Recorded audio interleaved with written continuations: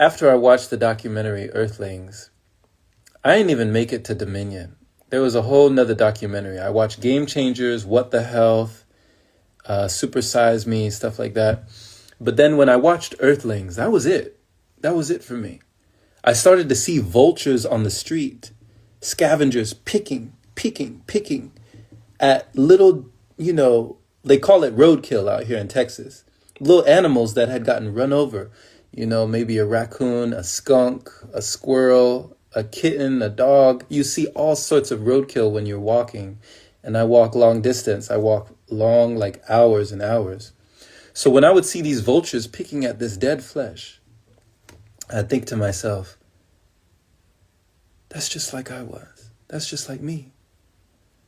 I'm eating dead flesh. Like, what am I, a scavenger? I started seeing the grocery store was so different. I started seeing that the grocery store was a place that was housing neatly packaged dead bodies.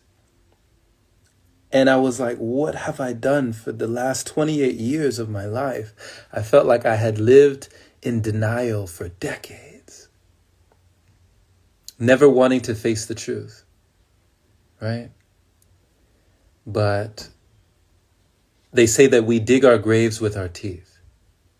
That's a big saying. I remember, I think it was Gandhi that said something like that. We dig our graves with our teeth. I had a conversation the other day with one of my family members, and I was saying, if you had to kill the animals that you eat, do you think you'd be eating animals? Like, how long would you be eating animals if you had to kill them every time? Would it all be fine if you had to slaughter the animal each time? My mom told me, because she was raised in Jamaica, she spent some time out there. She said that they used to have to cut off the chicken's head. She never did it, but she remembered her family members cutting off the head of the chicken. And she said after they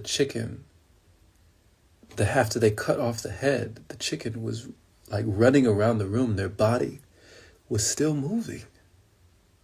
Like the body of the chicken was still moving after they had cut its head off. And my mom was like, there has to be another way. And then they said, okay, we found another way. Instead of cutting off the head, you just take the neck and you wring the neck and you rotate the neck fast and you break the neck. And she said they tried it one day. She watched them wring the neck of the chicken and rotate the neck of the chicken and then break the neck of the chicken. And she said they laid the chicken down and she watched the chicken get back up. For like a few more seconds, the body of the chicken got up. And I said, did that stop you from eating chicken, from eating? And she thought to herself, she said,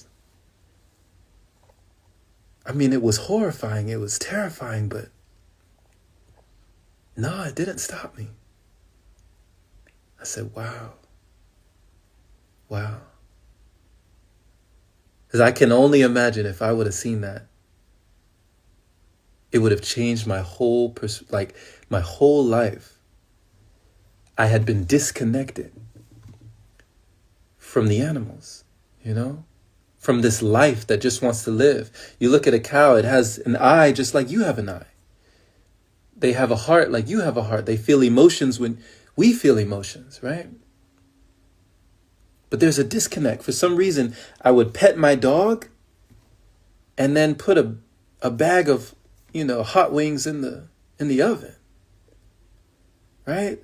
I would feed my cat and then I would go, and have a steak. Where was the disconnect? I couldn't understand it. Like later on in my life, when I reflected back and started to connect the dots, I was like, why did I never stop?